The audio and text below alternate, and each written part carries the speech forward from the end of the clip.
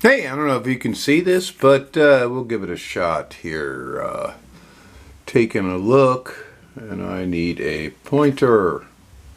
Yes, a pointer, something that points. We'll use this guy.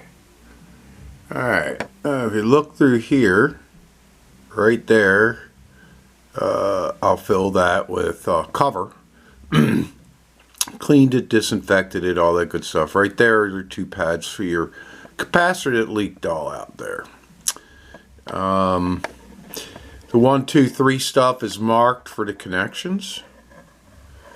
Okay, over here was another big cap, the biggest cap. It was 100 UF, the rest were 10. And that had leaked down in here. So we had checked it. We'll reflow them. Okay, all along here, where you can see the pads, 2 marks there mean there's 2 pads I need to fix, not a problem.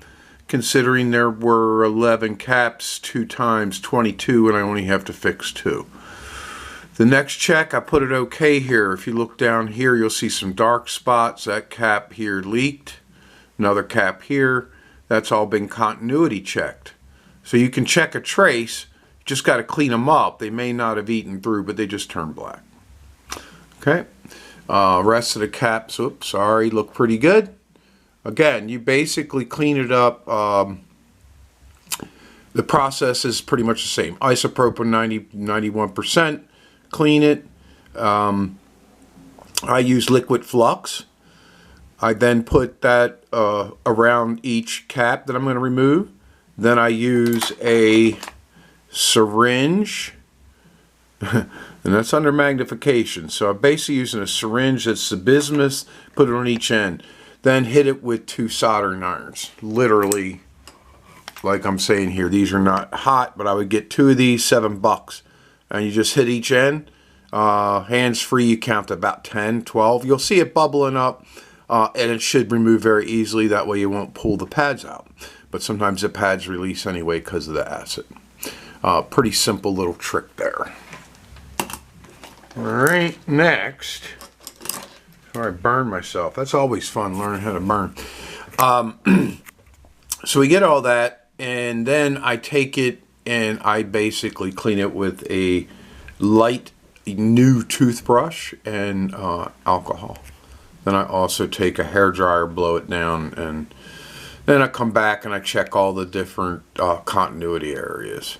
So what's next? Go back over every pad, fix the 2 pads, do that tomorrow when I'm fresh. I have stick-on copper, and then we just blend that in with the connection, the trace. And like I say, shouldn't be much, and then basically reverse the process, same thing. Clean, flux, and I'm not going to use bismuth. So the thing with bismuth is you got to clean it back off. That's why you want to use your wicks, stuff like that. You want to wick it up, clean it up, get that bismuth off, because it's not going to do well with lead. Now I will use a leaded solder. It's not going to bother me for the few things I have to do. Flows good, and the reflows kind of stink, so you have to use again the wick, clean it, more wick, clean it, more solder, and you'll bring back the color and all that. That's the other thing you learn.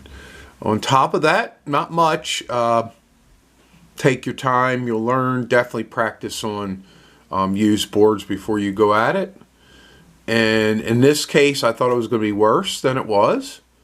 It's bad enough, but caught it in time. But again, this is a 35-year-old box. 1991. Hopefully this board will work. It seemed to work when it was in before, but these caps had to go. Hopefully it'll work a lot better with it, and then be one more thing, maybe to a couple more things to replace. If it works, it's $20 and definitely a few hours of work, because I'm not a professional. But it is doable, but it's a lot of time, and I'm really doing it because of passion and time. Just enjoy it. See if I can do it.